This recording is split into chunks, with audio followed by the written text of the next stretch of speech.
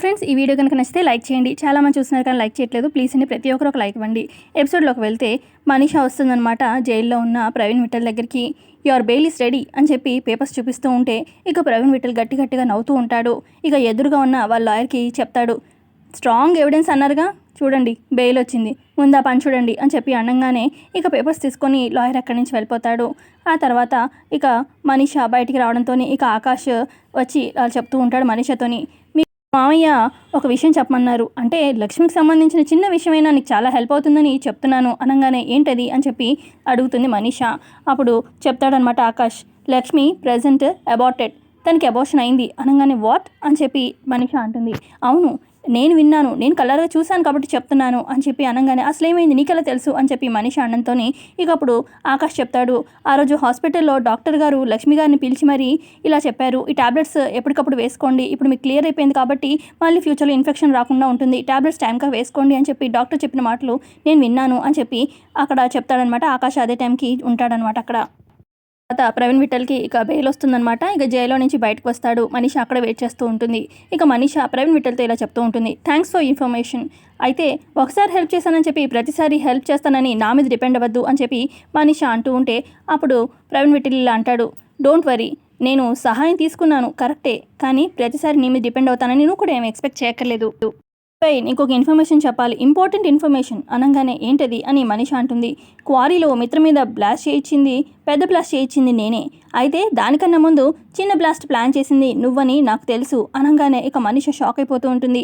ఏంటి చెమటలు పడుతున్నాయి, బ్లాస్ట్ చేయించింది నువ్వని నాకలా తెలుసానా, నాకు అన్నీ అలా తెలిసిపోతూ ఉంటాయి, కాకపోతే నేనక్కడ అందరికీ ఎక్కడ చెప్తానని చెప్పి టెన్షన్ పడుతున్నట్టున్నావు కదా, అసలు చెప్పాలంటే నీకు నాకు పెద్ద తేడా ఏం లేదు, నేను అందరికీ కనిపించాను, దొరికాను కాబట్టి జైల్లో ఉన్నాను, సో నువ్వు నీ సంగతి ఎవరికి తెలియదు కాబట్టి నువ్వు అలాగా ఉన్నావు ఏదో మంచిదానిలాగా, సరే కానీ నేను అందరికీ చెప్తానని అస్సలు నువ్వేం భయపడక్కర్లేదు, ఎందుకంటే నువ్వు నాకు హెల్ప్ చేసావు, హెల్ప్ చేసిన వాళ్ళని నేను ఎప్పుడు ముంచను అని చెప్పి ప్రవీణ్ విఠల్ అన్నంతో సరే థ్యాంక్స్ అని చెప్పి ఇక మనీషా అక్కడి నుంచి వెళ్ళిపోతుంది. ఆ తర్వాత మిత్ర హాల్లో న్యూస్ పేపర్ చదువుతూ ఉంటాడు. ఇక అక్కడే బామ్మ అలాగే జయదేవ్ కూర్చుని ఉంటారనమాట. కిచెన్లో లక్ష్మి ఉంటుంది. ఇక అప్పుడే మిత్ర కాలేజ్ ఫ్రెండ్ ఒక అతను బాలు అలాగే వాళ్ళ వైఫ్ యమున వస్తారనమాట. హే ఎలా ఉన్నావు, కాలేజ్లో ప్రేమించి మరీ పెళ్లి చేసుకున్నారు, ఎలా ఉన్నారు, మీరు చాలా హ్యాపీగానే ఉంటారులే, లవ్ చేసుకు మరీ పెళ్లి చేసుకున్నారు కదా అని చెప్పి మిత్ర అంటూ ఉంటే, నువ్వే కదరా మా లవ్ని గెలిపించావు, మాకు సపోర్ట్ చేశావు అని చెప్పి వచ్చిన ఫ్రెండ్ అంటూ ఉంటాడు. అవును, నీ భార్య ఏది అని చెప్పి అన్నంతో లక్ష్మి రా త్వరగా అని చెప్పి పిలుస్తాడనమాట. ఇక లక్ష్మి వస్తుంది. తినే నా వైఫ్ లక్ష్మి అని చెప్పి ఇంట్రడ్యూస్ చేస్తాడనమాట మిత్ర. వచ్చిన వాళ్ళు బాలు అలాగే యమున ఇక వాళ్ళు డ్రై ఫ్రూట్స్ తీసుకొస్తారనమాట. లక్ష్మి నువ్వు ప్రెగ్నెంట్ అంట కదా, డ్రై ఫ్రూట్స్ నీకోసం తీసుకొచ్చాను, ఇదిగో ఈ కుంకుమ పువ్వు, పాలలో డైలీ తాగు, పుట్టబోయే బిడ్డ ఎర్రగా చక్కగా తెల్లగా పుడతారు, సరేనా, ఈ రోజు నుంచి తాగు అని చెప్పి వచ్చిన ఆ అమ్మాయి చెప్తూ ఉంటుంది. సరే అండి, మీరు కూర్చోండి నేను కాఫీ తీసుకొస్తాను అని చెప్పి లక్ష్మి అంటూ ఉంటే, అయ్యో నీకెందుకమ్మా శ్రమ అనగానే, అయ్యో పర్లేదు కూర్చోండి, ఈ మాత్రం దానికి నేనేం అలసిపోనులే అని చెప్పి ఇక లక్ష్మి లోపలికి వెళ్తుంది. వచ్చిన మిత్ర ఫ్రెండ్స్ అంటారు, మొత్తానికి నీ వైఫ్ అందరినీ కలుపుకుపోయే అమ్మాయి దొరికింది, నువ్వు చాలా లక్కీ మిత్ర అని చెప్పి చెప్తూ ఉంటారు. అక్కడ వివేక్ అలాగే దేవ్యాని కూడా ఉంటారు. ఇక దేవ్యాని అటు ఇటు చూస్తూ ఉంటుంది. అసలు ఈ మనీష్ ఎక్కడికి వెళ్ళింది, నాకు కూడా చెప్పలేదు, ఎక్కడికి వెళ్ళింది, ఏ పని మీద వెళ్ళుంటుంది, అసలు ఈ వచ్చిన వాళ్ళు వెళ్ళేలోపు లక్ష్మికి మిత్రకి best wife and husband award కూడా ఇచ్చి వెళ్ళేలాగా ఉన్నారు, అసలు మనీష్ ఎటుపోయింది అని చెప్పి చూస్తూ ఉంటుంది. అక్క మనీషా హాస్పిటల్లో వెయిట్ చేస్తూ ఉంటుందన్నమాట. ఏ హాస్పిటల్లో అయితే సంజన తన ప్రెగ్నెన్సీ అబార్ట్ చేయించుకుందో అక్కడికి వెళ్తుంది. ఇక నర్స్ అప్పుడే వచ్చి ఫైల్ ఇస్తుంది. మేడం ఇలాంటి విషయాలు మేము ఎవరికి చెప్పకూడదు, చాలా సీక్రెట్గా ఉంచాలి, కానీ మీరు అడిగారని చెప్పి తీసుకొచ్చాను, మళ్ళీ నాకు ఫ్యూచర్లో ప్రాబ్లం రాకూడదు, నా జాబ్ పోతుంది కదా మేడం అనగానే, నీకు కావాల్సిన డబ్బులు నేను ఇస్తాను, నువ్వేం టెన్షన్ పడకు అని చెప్పి మనీషా ఆ నర్స్కి డబ్బులు ఇస్తుంది. నాకు కావాల్సిన ఇన్ఫర్మేషన్ నువ్వు ఇచ్చావు, నీకు కావాల్సిన డబ్బులు నేను ఇచ్చాను, సో ఇక్కడితో ఈ విషయం మర్చిపోదాము, మీరు అనుకున్నట్టు లక్ష్మి గారు నిజంగా అబార్ట్ చేయించుకున్నారు, ఈ ఫైల్లో మొత్తం క్లియర్గా ఉంది అని చెప్పి నర్స్ ఇస్తుందన్నమాట ఫైల్.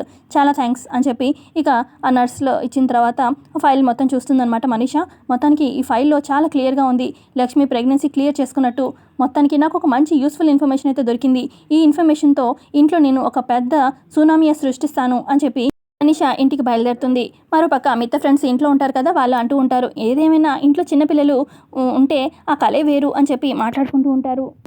తర్వాత లక్ష్మి కాఫీ తీసుకొస్తుంది. కాఫీ తీసుకోండి అన్నయ్య గారు అని చెప్పి ఇక కాఫీ తాగుతూ వచ్చిన మిత్ర ఫ్రెండ్ ఇలా అంటాడు, అమ్మ వీళ్ళతో మాట్లాడితే నాకు ఒకటి అర్థమైంది, ఎప్పుడెప్పుడు నువ్వు బిడ్డను కనిస్తావా అని చెప్పి వీళ్ళంతా ఎదురు చూస్తున్నారు, త్వరగా బిడ్డను కనిచ్చేసేయి అని చెప్పి అంటూ ఉంటే అప్పుడు వచ్చిన ఫ్రెండ్ వాళ్ళ ఆవిడ యామిని ఇలా అంటుంది, అదేంటి అదేమన్నా 5 minutesలో రెడీ అయిపోయి ఫాస్ట్ ఫుడ్డా, 10 నెలలు ఆగాల్సిందే అని చెప్పి అంటూ ఉంటే ఇక ఆ తర్వాత బామ్మంటుంది, రే జయదేవ్, నేను బాబు పుడితే మన కృష్ణుడి గుడిలో వెండి ఉయ్యాల పెట్టిస్తాను అనుకున్నాను, ఒక మంచి ముహూర్తం కోసం పంతులు గారిని పిలిపించు అని చెప్పి అంటూ ఉంటే ఇక జయదేవ్ ఏంటి అమ్మ ఇవన్నీ చెప్తుంది అన్నట్టుగా మొహం పెడతారనమాట.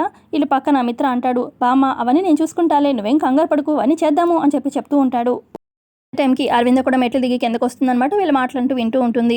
ఇక అదే టైంకి మనీషా ఇంట్లోకి వచ్చి వావ్ వావ్ వావ్ అని చెప్పి అంటూ ఉంటే ఏమైంది మనీషా అని చెప్పి మిత్ర అంటాడు.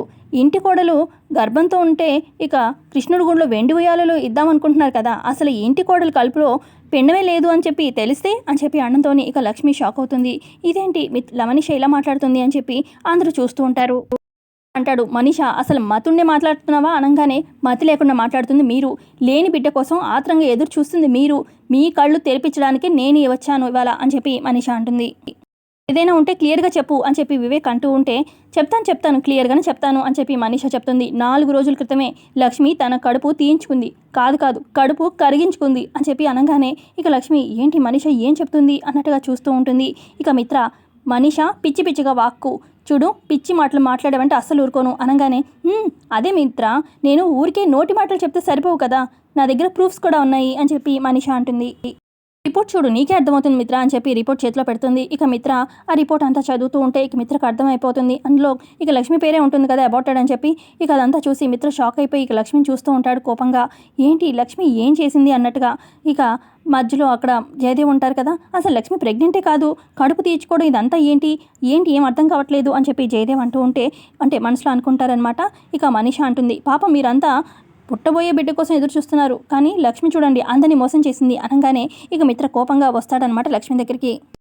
మిత్ర బాధతోని ఏంటి లక్ష్మి ఇదంతా అని చెప్పి అంటాడు. ఇక వచ్చిన మిత్ర ఫ్రెండ్స్, మిత్ర నీకు బిడ్డ పుట్టబోతున్నారని విష్ చేద్దామని వచ్చాము, కానీ ఇలా అయింది, సరే ఇక మేము బయలుదేరతాము అని చెప్పి వాళ్ళు వెళ్ళిపోతారు. ఆ తర్వాత ఇక మిత్ర ఏంటి లక్ష్మి చెప్పు ఏమైంది ఏంటికి ఇలా అని చెప్పి అంటాడు. తలదించుకుంటే నాకు సమాధానం ఎవరు చెప్తారు అని చెప్పి అంటూ ఉంటే ఇక అప్పుడు మనీషా అంటుంది, తప్పు చేసిన వాళ్ళే తలదించుకుంటారు, ఇంకా తన కడుపులో బిడ్డ ఉందని చెప్పి మీ అందరినీ మోసం చేస్తూ ఉంది లక్ష్మి అని చెప్పి అంటుంది. లక్ష్మి మనసులో ఇప్పుడు నేను అవునని చెప్పలేను కాదని చెప్పలేను, ఏం చెప్పాలి అని చెప్పి టెన్షన్ పడుతూ ఉంటే ఇక అప్పుడు మిత్ర అంటాడు, లక్ష్మి ఇప్పుడు నువ్వు నోరు విప్పి నిజం చెప్పలేదనుకో నేను తెలుసుకోలేను అనుకుంటున్నావా, నేరుగా హాస్పిటల్కి వెళ్తే వాళ్ళు తెలిసిపోతుంది అక్కడే చెప్పేస్తారు అని చెప్పి మిత్ర అంటాడు. లక్ష్మి మనసులో ఇప్పుడు మిత్ర గారు హాస్పిటల్కి వెళ్తే సంజన ప్రెగ్నెన్సీ గురించి తెలిసిపోతుంది, ఇక అందరూ సంజనను చులకంగా చూస్తారు, ఎలా అని చెప్పి అనుకుంటుంది. మరోపక్క జయదేవ్ అసలు లక్ష్మి అబద్ధం చెప్పదు, మనీషా ఇన్ని మాటలన్నా ఎందుకు సైలెంట్గా ఉంటుంది అని చెప్పి అర్థం కాక ఆలోచిస్తూ ఉంటారు. అరవింద్ అంటుంది, ఏంటి లక్ష్మి మాట్లాడవు, అసలు నువ్వే ప్రెగ్నెన్సీ తీర్చుకున్నావా, ఎందుకంత అవసరం అని చెప్పి అంటూ ఉంటే అప్పుడు ఇక లక్ష్మి అంటుంది, అవును మిత్ర గారు నేను నా ప్రెగ్నెన్సీ తీర్చుకున్నాను అనగానే అప్పుడు మిత్ర ఇక బాధతోని తన చేతిలో ఉన్న ఫైల్ వదిలేసేసి అంత అవసరం ఏమొచ్చింది లక్ష్మి, నీ కడుపులో పెరుగుతున్న మన ప్రతిరూపాన్ని చంపాల్సిన అవసరం ఏంటి అని చెప్పి అంటాడు.